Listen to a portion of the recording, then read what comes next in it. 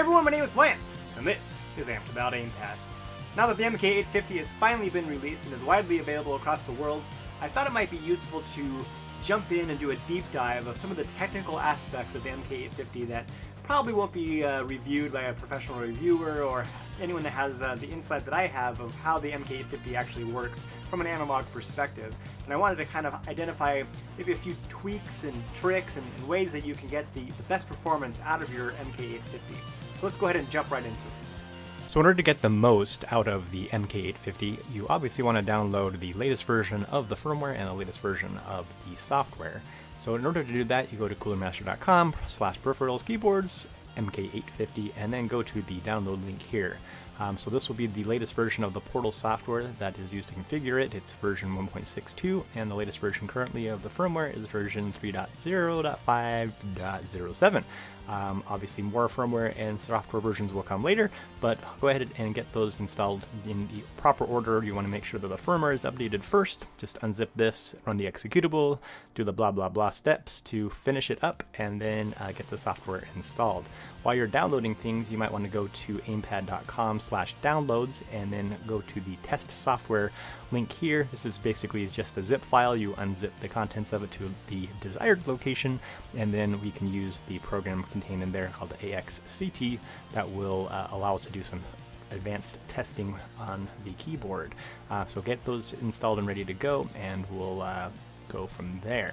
Once you have the software installed, this is more or less what it looks like. Obviously, there's lots of things you can do with macros and key mapping and lighting, and there's this also Aimpad section, but there's a couple of things that I thought that might be useful that are some small tips and tricks that aren't maybe quite so obvious. So the first is, obviously, if you have an RGB keyboard, you got to take care of the lighting and make sure that it's as fabulous as you want it to be. I personally find one option that is not maybe readily recognized. So I have this set up under this profile 1. Under there, once you select the profile and then go to lighting, there's a section under here for multi-layer. So there's lots of different effects you can have for your lighting mode, but what I like to do is layer certain ones on top of each other. So there's this really cool lighting effect that you can get if you select multi-layer and then identify the circle spectrum and rainbow wave as the 2 layers you want. You can have a total of 4, but I just like to use those 2 and then kind of set the speed of those each to be this second notch from there. And if you do that, you get this really cool lighting effect on the keyboard that gives a lot more subtle kind of pastel colors, and it looks really kind of effective, and hopefully it comes across well in this video that you can get this effect of not only just the circle rotation of the LEDs, but also a wave effect across the side, and it, I think, is really kind of a cool looking effect. Otherwise, lighting is kind of really not that important. You can do whatever you want to with it, and that's great, but the key function of this keyboard is obviously Aimpad. So under the Aimpad tab, you can basically, at the current point in time, you can assign some of these accesses to different keys and whatever you desire. Obviously, we've set these up by default. That gives you a good overview of how you would probably want to use them in some cases, but feel free to do the remapping however you would like. A couple of things I wanted to point out here is that the dead zone sensitivity setting is independent of each other. So if you have a desired one for driving, you can have it up higher or lower, and then your first person shooter one can be independently set. So that's really useful in certain games, particularly in Grand Theft Auto or like Saints Row the Third, where you have interactions with lots of vehicles, and the dead zone settings are set differently depending on if you're on foot or if you're in a vehicle. So it's really effective there. Actuation point is currently only active and meaningful to the MOBA setting, and that is basically where in the key press that you will activate the normal digital keys. So you can set it to be for QWER, ASDF basically is where you can set the activation point to occur. At the top is effective maybe in MOBA games where you want your actions to happen as soon as you press the key. The reason why you would want it set down at the very bottom would be for games that you have lots of rhythm. So if you need to time things with your key presses, setting it down at the bottom is effective for that. Now, once you have the software installed, the next most important thing you want to do is to tackle the hardware of the MK850. And the most important part of that is calibration. Now, it's recommended that you wait for about 5 minutes for the keyboard to be plugged in, or for your computer to be powered on for 5 minutes. The reason for that is because the brightness of the LEDs that are located underneath the QWER ASDF keys aren't at their peak brightness when you first plug it in, when you first power on your computer. They get brighter and brighter and brighter and brighter. So if you plug in your keyboard and you do a calibration immediately, that calibrated values are going to be based off of the brightness of the LEDs at that moment in time. But they're not going to be very bright, and so over time they'll get brighter and brighter and brighter, and it'll be the same effect as if you're pushing a key down more and more and more and more. So what that will lead to is basically start drifting. You'll start moving in games in random directions, constantly at a different direction, and you don't want that. So it's really important to wait for the keyboard to kind of settle and warm up and reach its peak brightness before you do any manual calibration. And it's not the intent that you have to calibrate this keyboard all the time. The intent is that you basically wait for it to be in a stable condition, and you calibrate it, and then you're good. You don't have to worry about it anymore. It's calibrated pretty consistently. It's hopefully not something you're having to do every day or something constantly that you're having to deal with. And eventually it will be an automated process. You don't even have to think about it anyways. So there's a couple of things that I wanted to highlight about the calibration process that may not be clear to some people. But when you want to do a manual calibration, you hold down the FN key and hold down the minus key. And what this will do is cause these keys to turn red. And these correspond to the section of the analog keys. And what you need to do is basically push down the key and then wait for it to turn green. And you go to the next one and it will turn green. And next one, it'll turn green, and things like that. So the thing I would like to point out, though, is that it's not necessary to do this one at a time. You can actually push down all 4 keys or all 8 keys at the same time, and it will then light them all up. So you can save yourself a whole lot of time if you do have to do this manual calibration. You don't have to do them one at a time. You can do them pretty quickly just by holding down. I like to do 4 at a time and then 4 at a time, and just get them done real fast. So that's something that might be a useful tip for you. The other important thing I wanted to point out is how you push these keys down during this calibration process leads directly to the type of analog signal that's going to occur when you push these keys. The issue is that the sensor for these keys are actually located on the left side of each switch. They're not located right in the middle or anything like that. They're off to the side, and it's based off of the way that the PCB is designed and the way the Cherry switch is designed. That's the most logical location for it. The issue becomes then if you push a key down and it gets calibrated inappropriately, I guess, it's going to lead to undesirable results. So to kind of show you what I mean, so I just finished that calibration process, and for the most part it's probably pretty good, but you're going to run into issues if you start moving your key or your finger to the right edge of the key, since it's away from the sensor. So even though I'm pushing this key down all the way and I push it down right in the middle, that's how I calibrated it. I calibrated the key by pushing it in the middle, which is great. But on the right edge, if I just push it a little bit more to the right, it's going to cause the key slider that's moving up and down to be tilted just a little bit, and just a little bit is enough to make a big difference with an analog key.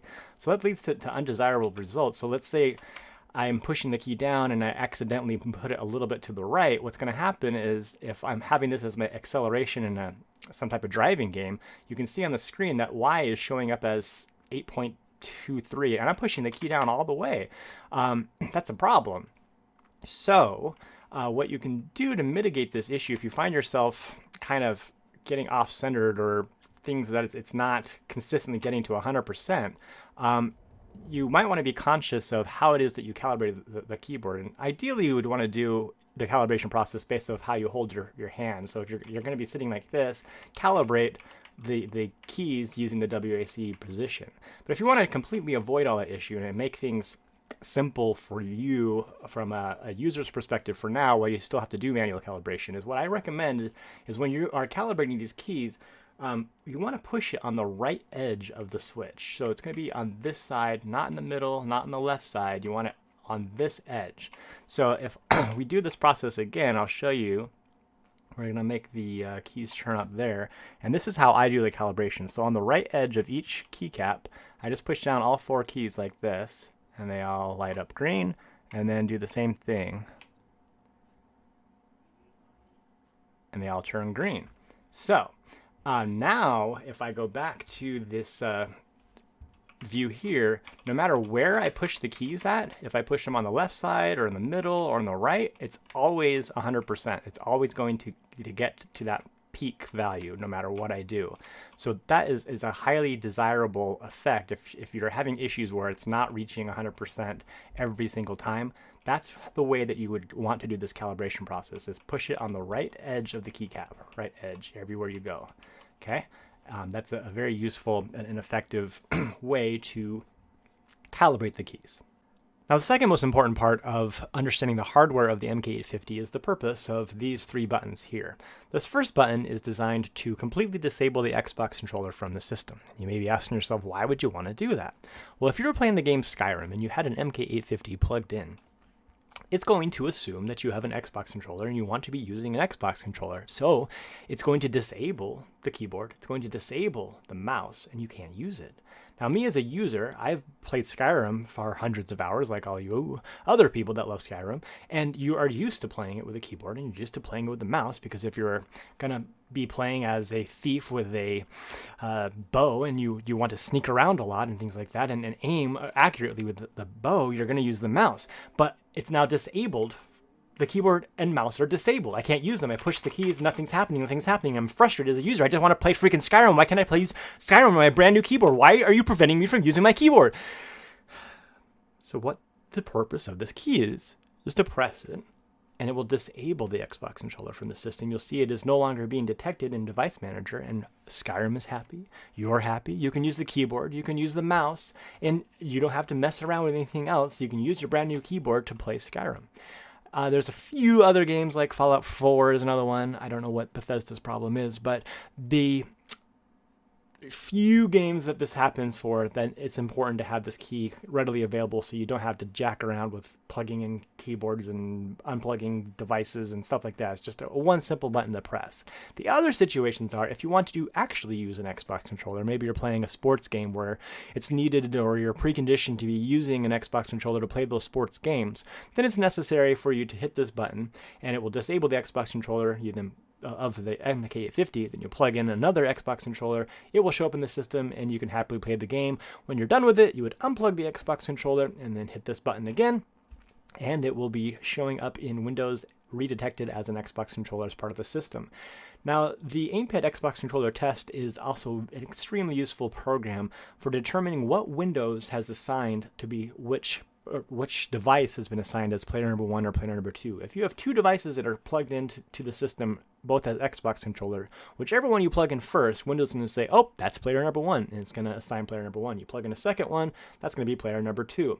And this purpose of this circle here in the middle of the Aimpad Xbox controller test program is to show you what device is currently detected. So if I move an analog key on the MK850, and this semicircle is lit up for player number 1, then I know that this is player number 1. If it were lighted up on player number 2 or 3 or 4, that would indicate a problem, because a lot of games are hard-coded to only accept input from player number 1. It ignores player number 2 or 3 in case your cat's happen to smack around one of your Xbox controllers and messing up your game. It's only going to be assigned to player number 1.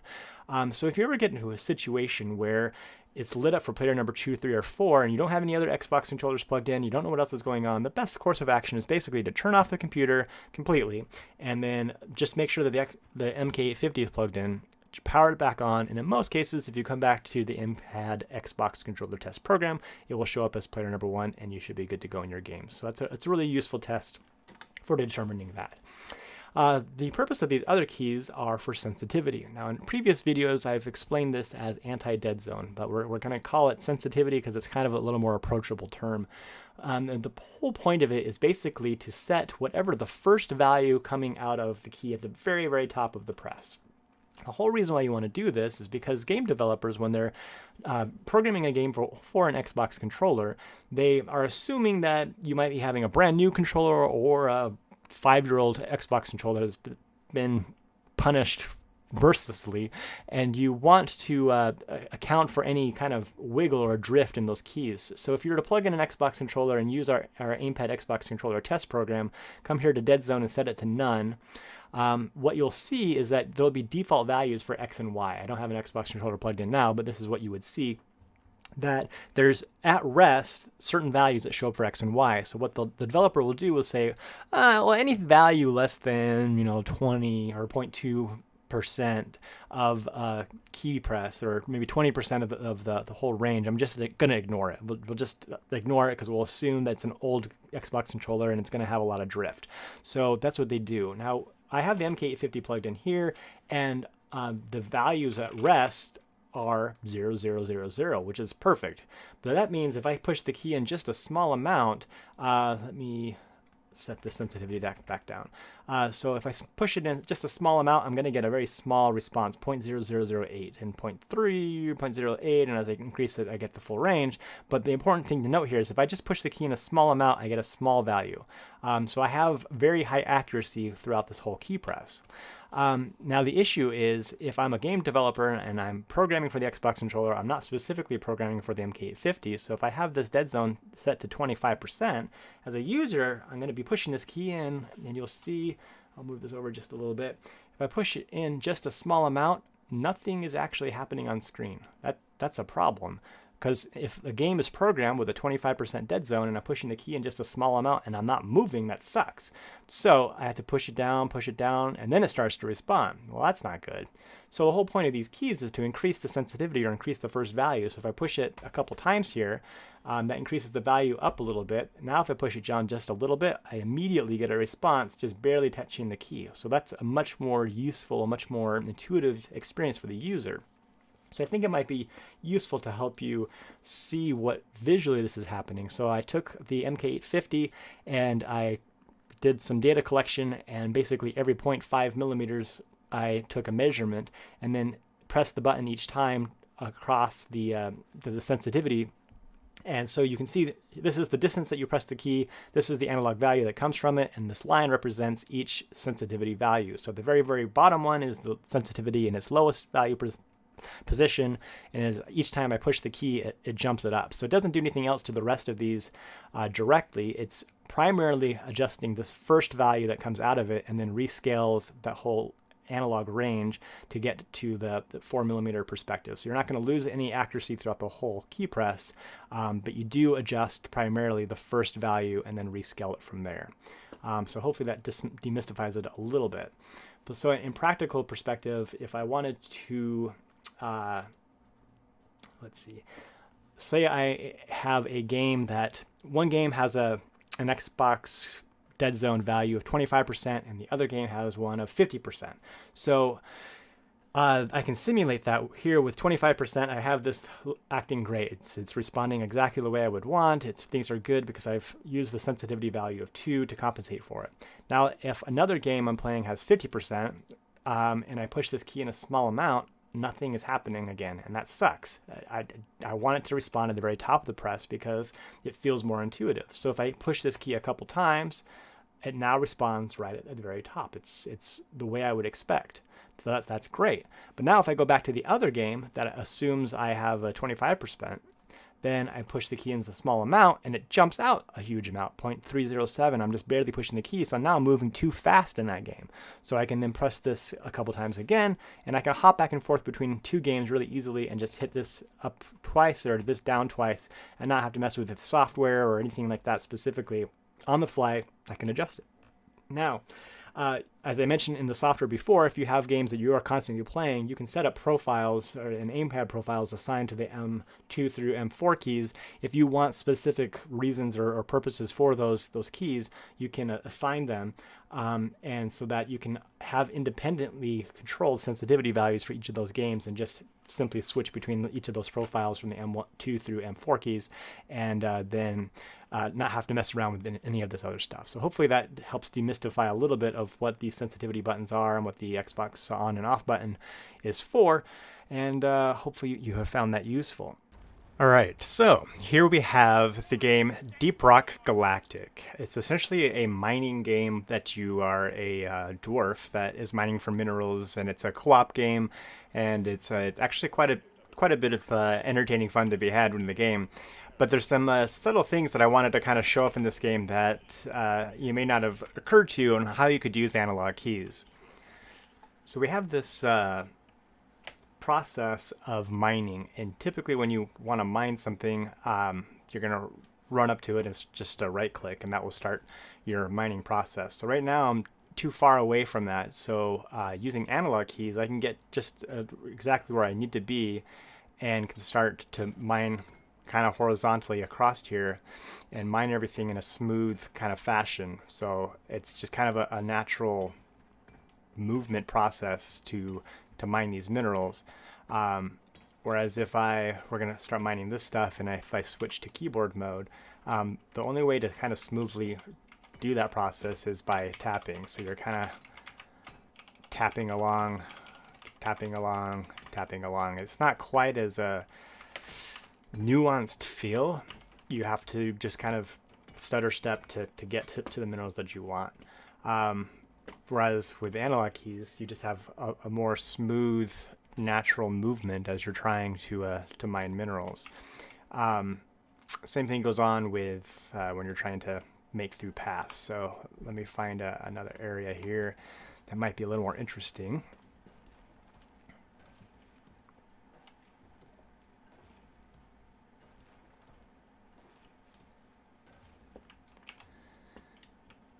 Okay, so here we have a situation where we have these minerals that are kind of higher up in a more precarious location.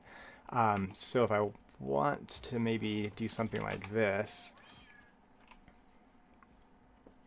I'm going to start mining it over here. Now I'm kind of in this area where I'm a little stuck and I want to actually mine that stuff over there, but I need to get to a place where I can comfortably jump over there and not die. That's a pretty big drop. So let's see what I can do.